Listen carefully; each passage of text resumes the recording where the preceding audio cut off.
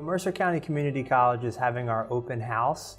It's a really great opportunity for prospective students and parents to see what Mercer has to offer, talk with faculty and staff, and meet some of our current students, and also enjoy a tour of the campus.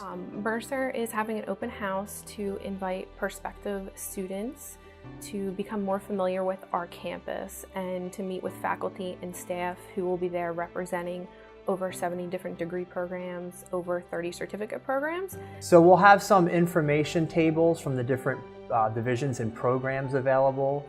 There'll be some giveaways and some food as well. I still communicate with the professors at Mercer that I've had, and it's such a special bond that I have with the professors that I feel like other students will have as well.